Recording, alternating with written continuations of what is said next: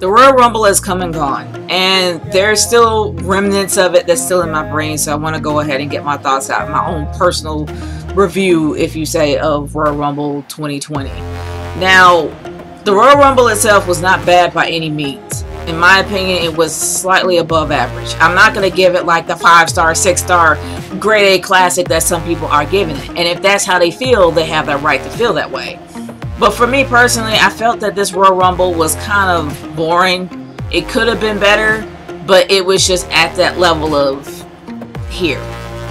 Now, I didn't see Humberto Carrillo, even though I really am starting to call him Alberto Del Rio, because the name almost sounds similar, but regardless.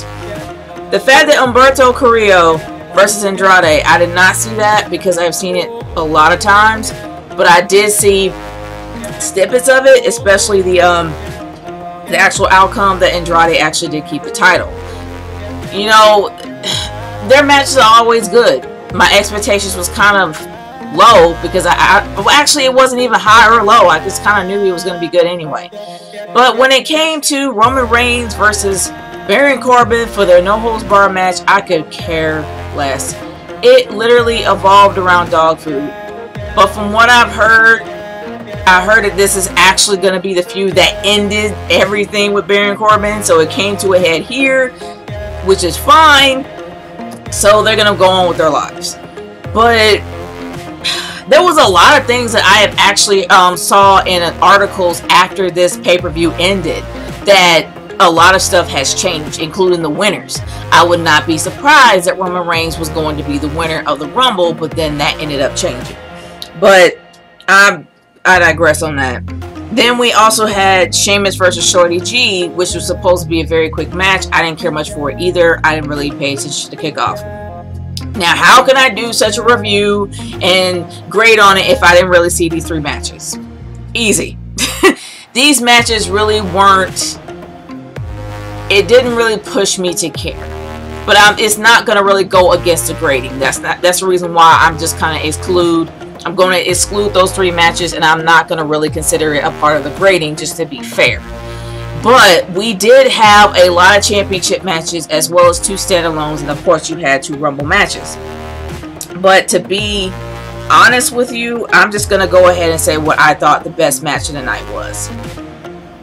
And it's kind of sad that I really can't come up with the best match of the night because they were all on the same level. I know that sounds awful to say, but yeah, they were kind of all on the same level. There wasn't really a match that stood out from the rest, at least not to me. The men's Royal Rumble match was fairly entertaining. There were a lot of things that kind of confused me. A lot of people that were there that shouldn't have been there, in my opinion. The same thing with the women's match. And a lot of my friends kind of emphasized this. Some of the matches, the Royal Rumble match in itself was nearly identical to each other. The fact that you had the winners being 1 number ahead of the other, when it came to some of the entrants, they actually did somewhat of the same similar eliminations in the other Rumble. Let me emphasize that. When it came to Charlotte and Drew McIntyre, the winners of each Rumble, I think Charlotte came in at 17, and I think Drew McIntyre came in at 16 or 18. I could be wrong with the numbers. But they were kind of back-to-back, which I found kind of weird but interesting. Then you had Edge that eliminated Randy Orton, and then you had Beth Phoenix that eliminated Natalya. Both were partners a long time ago. It was a lot of similarities there.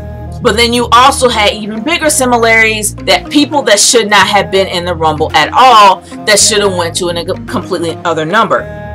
From what I heard in the from what I read in an article, that Cain Velasquez was supposed to be in the Rumble, but something happened to where he could not come.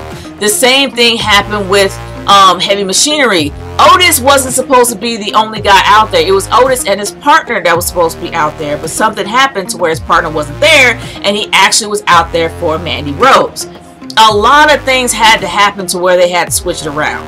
But the biggest offender, well, we had Santina Marella coming out at number 29 in the Women's Rumble.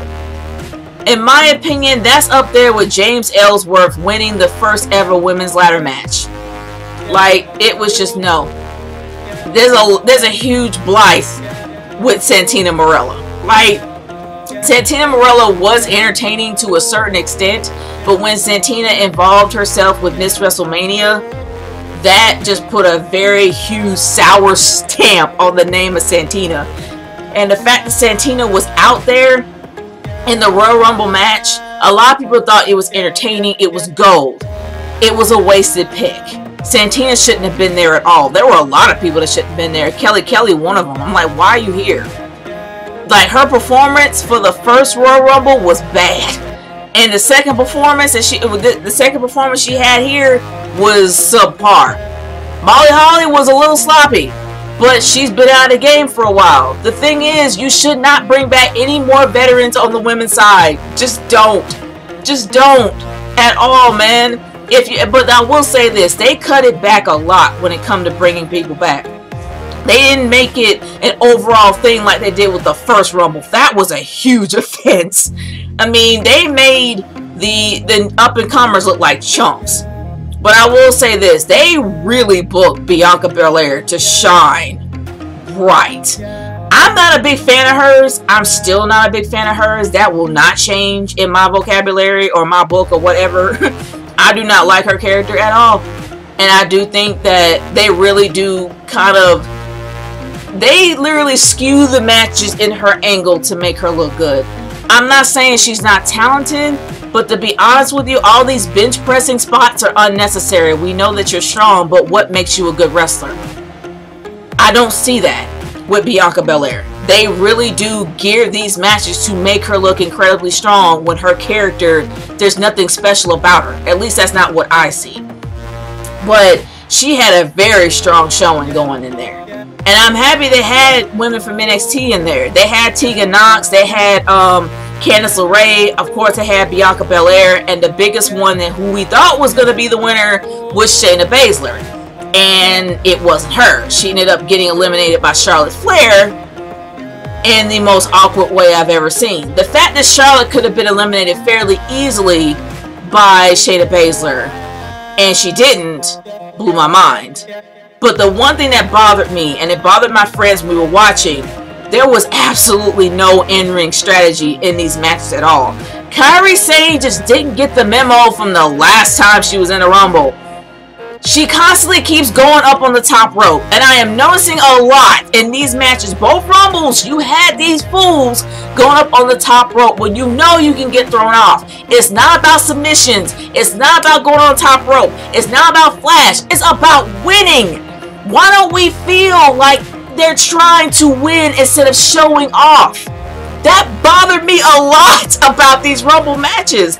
Ricochet, of course, he's starting to get on my nerves a little bit, because there's no strategy. It's more flash than brain. I can't think of a word that matches that. But when it came to Kairi, of course Kairi got dumped off again. I'm like, didn't you get the memo last time?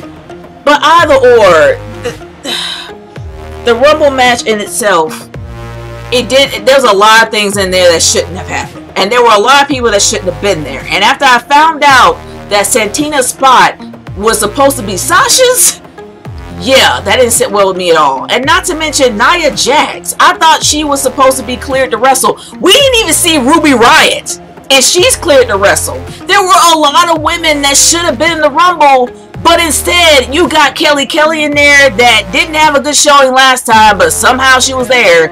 You have Molly Holly that looked like she was completely awkward because she's been out of game for a while. And then you had Santina Marella. It could have went to anyone else, but you chose them. I don't get it. But as for Beth Phoenix, in my opinion, Beth Phoenix should have called an audible, got out of the ring, because she did not look like she was sober. She got the crap beat out of her. I don't know how she got that head wound, but it was bad. She was practically bleeding on everybody.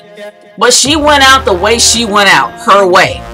Bleeding and all, with probably a concussion, but she went out like a chief, I guess. But to be honest with you, she was definitely the chief of the night. She went out hardcore as she can go out. It's a shame, and I know a lot of people who have seen my videos, y'all know how I feel about Natalya. Natalya couldn't be her on her best day. She couldn't be anybody on her best day because she don't really have anything to identify with.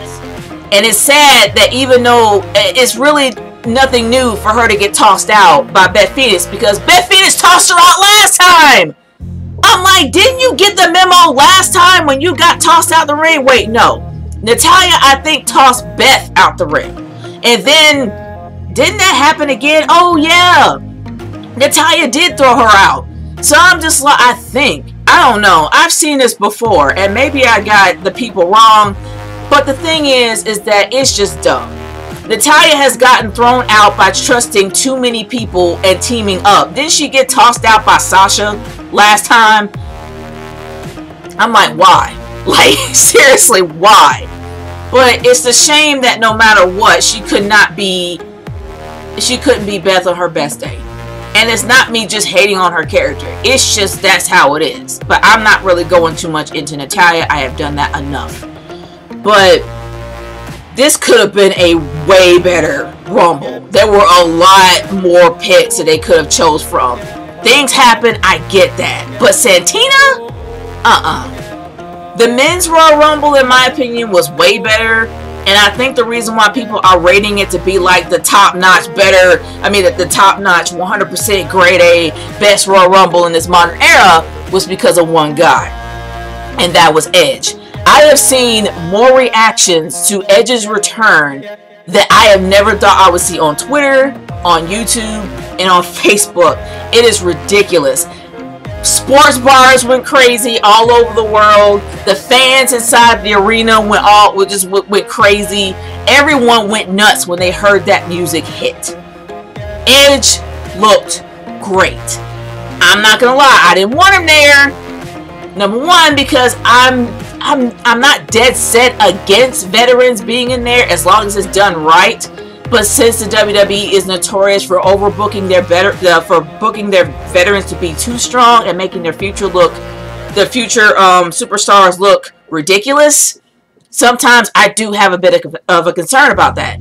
But Edge, I'm not gonna lie, looked great. But the fact that he had a neck injury that could have killed him scared me. And it's been 9 years, but it still scared me. He went in there like it was like he hasn't been gone for a day. That guy was good. He knew exactly what he was doing. But then there's one guy that I'm like, you could have given this pick to anybody else, but not him. And I'm talking about MVP. MVP phoned it in. He phoned it in physically because his suit looked like he couldn't fit it very well. He was slow and awkward. I'm just like, dude, you are on a Big 4 pay-per-view. Don't you think you just need to get yourself beefed up first? Get your endurance going to where you don't pass out like within 2 minutes? No. He phoned it in. It was obvious that dude gained a lot of weight. And I know on Twitter people are like, well, he's about to turn 50. Edge is 46. And he looked better than him and could move way faster. Rey Mysterio is older than the both of them, and he can still go. What's his excuse? None. You gotta keep your body conditioned, not just for yourself, but for the people you wrestle. And you go phone it in on a Big 4? Dude, you should have stayed retired. Out the game. Just stay out the game if you gonna come up in there looking all schlubby. But regardless of that, man, the men's Royal Rumble was a lot more entertaining than the women's. Who the winner was, I was quite surprised. It threw me for a loop. It threw everyone for a loop. Everyone knew it was going to be Roman Reigns, but ended up being Drew McIntyre. Somebody I did not see coming. But the fact that we're going to see Drew versus Brock Lesnar at WrestleMania is something different, and it is something I look forward to. I wasn't marking out like everybody else with Drew, because I really don't know if he's a heel or a face yet, and I think he's a face now. But either or, the fact that he won is something different. It's going to probably be a pretty interesting match, seeing how he eliminated him. They got to book this really well leading on up to WrestleMania and make it personal for Brock. The fact that Brock actually eliminated himself and got eliminated by Drew, put Drew over, and did a lot for him and his career. So I'm really interested to see how this goes. But as for the Rumble matches aside, let's go into some of the championship matches. I will have to say, out of the championship matches, it's a tie between two for me. The match with The Fiend and Daniel Bryan, and Becky Lynch versus Asuka. For the women's, it was Becky Lynch versus Asuka. And I like the fact that, well, the thing is, they really did book Becky and Asuka's match incredibly well, leading on up to this point. All emotions kind of was dumped in the ring, chemistry dumped in the ring. It was a well put together match. I had concerns about Becky because Becky's not as fast moving. The match she had at Survivor Series with her and Shayna Baszler, and Bayley can move a lot faster than Becky and can keep up with Shayna. But Becky couldn't keep up with Shayna, and she just looked like she was just, I don't know, the last in the race. So her versus Asuka, I kind of did have a bit of a concern because she's just not as quick as Asuka is. But it still was a well done match, and I enjoyed every bit of it. It's a shame that Asuka lost. I kind of sort of wanted her to win, but then I remember her title reign in SmackDown Women's Champion, and it probably wouldn't do her any good. So I'm okay that she didn't win. But at the end of the day, the whole angle of her being self-conscious about it was a joke. We know that she didn't, because even though she tapped out to Asuka and put Asuka over, at the end of the day, her belt was taken from her by Charlotte, taken to WrestleMania against her and Ronda, only for her to beat Becky 2 belts. So why would you care that Asuka beat you when you were Becky 2 belts? The whole thing in itself had no logic, and it was stupid. But the way it was executed in the ring for this Royal Rumble, for this Big Four, was done pretty well, and I can't give it any. I can't give it any flack for that. It was done really well. For Daniel Bryan versus The Fiend, honestly, the fact that they had no red lights was a plus, because The Fiend looks way more scary than he does with the red lights. His mask was nightmare fuel. I am not gonna lie. His entrance is always gonna be nightmare fuel, but his music is always gonna be badass, like straight up. But on the real, that strap match was brutal. That's what I love about The Fiend and Daniel Bryan. Daniel Bryan will bring out the brutality, like no doubt. He is probably like a sponge when it comes to absorbing the pain, but his body alone, like, he has the most fragile skin on the planet, because that dude bruises like a grape. His back was full of welts, red marks, everything you can think of. Bray Wyatt looked like he enjoyed being stomped on, slapped around by that belt, and kicked in the nuts. He looked like he enjoyed every bit of it, and that's what I loved about that match. The characters came out a lot more in that match. The strap match was just straight up brutal. I'm happy that The Fiend won. I don't know which direction it's going to go from here, but it looks like that Roman's going to take the belt away from The Fiend. It looks that way. That's a prediction. I could be totally wrong.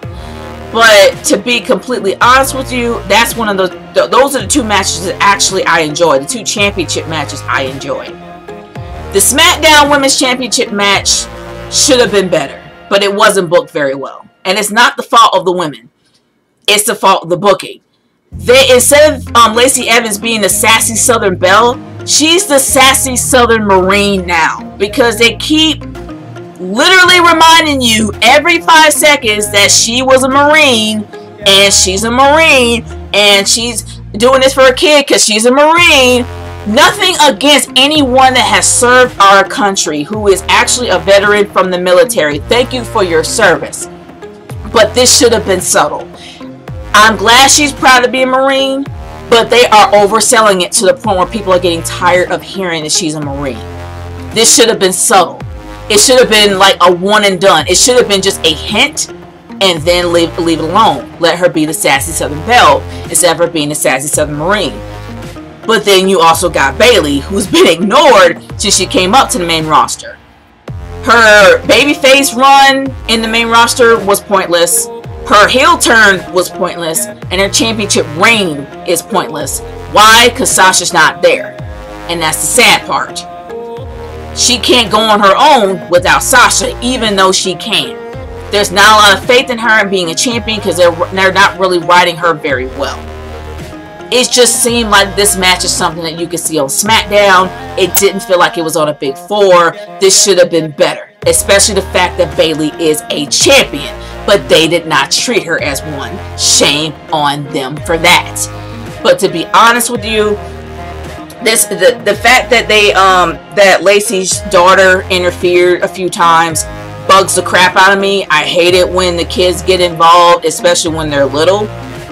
That's something that I wish would just go away.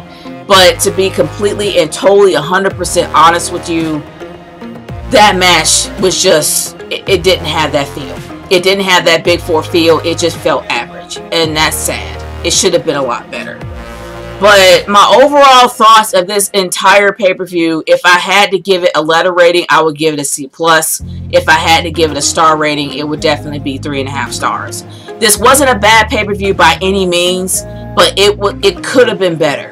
The booking in some of these matches were not done very well, but overall, it gave people a lot of emotion, especially with Edge's return, and especially with Drew McIntyre winning.